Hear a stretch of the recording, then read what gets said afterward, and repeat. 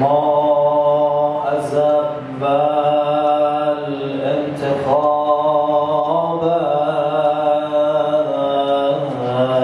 کردی یا ابا عبدالله، شما رو نمیدانم، اما امشب خودم آمدم اینجا تا به ابا عبدالله بگویم آقا جان شرمنده‌ام، اگر خطایی کردم، اگر کار بدی کردم.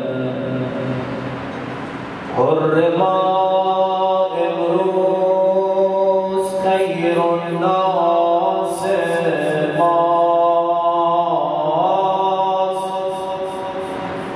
حر ما آینه عباس ماست.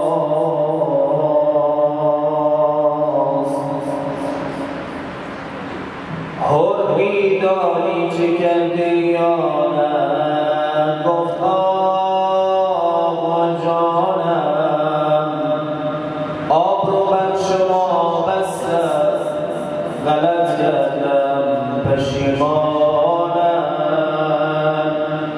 اجازه بده اول من بروم میدان.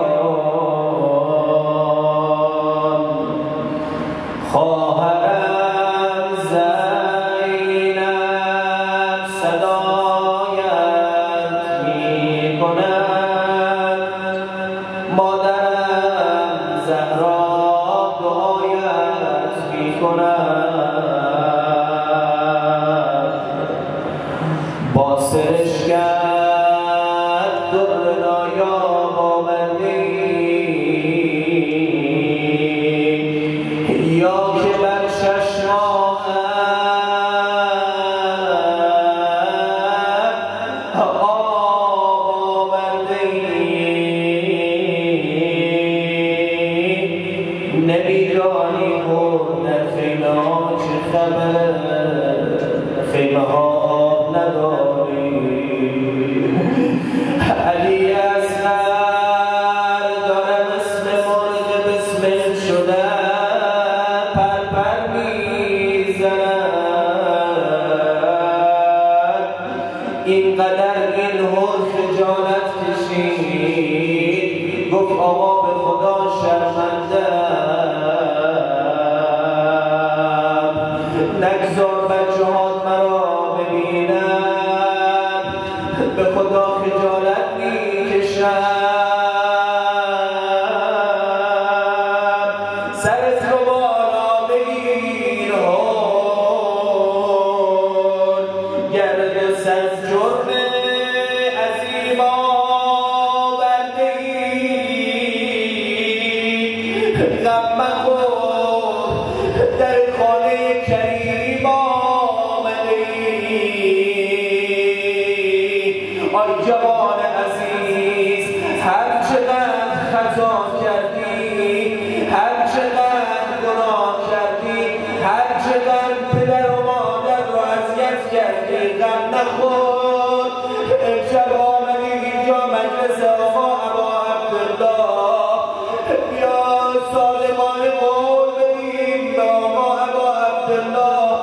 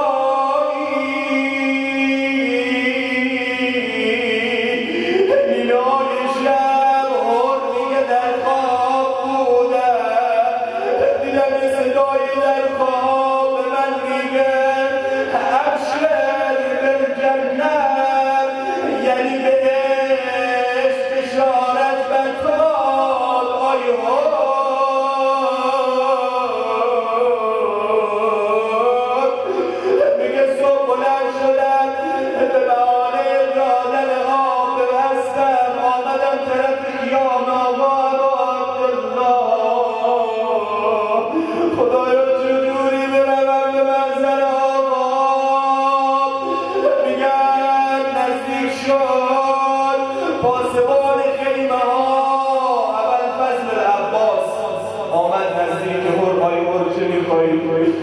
گفت آقا جانم به خدا شرمنده‌ام، برای من وقتی بگیر از محضر آقا ابا عبدالله برسم.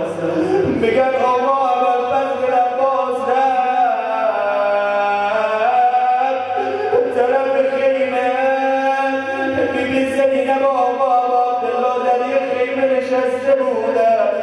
آقا ابوالفضل آمد در گوش آقا ابا عبدالله یک زمزمه‌ای کرد و لبخند بر لبان آقا ابا عبدالله نشست.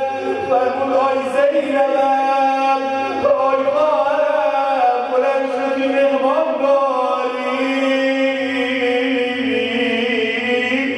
خود میاد شد از اسب به رسم ادب، کفشها رو بند کفشها رو به هم گره زد، انداخت روی گردن.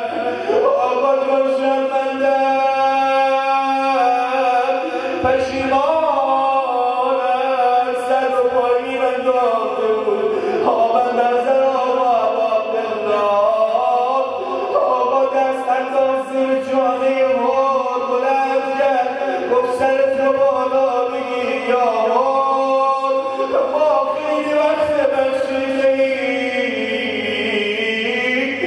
ما خانواده کریم و اهل بخششیم.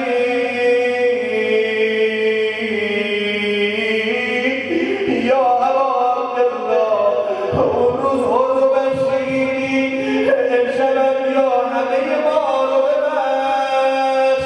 اگر بد کردی، اگر کار نادرستی انجام دادی، پشیمانی یا ابا عبدالله.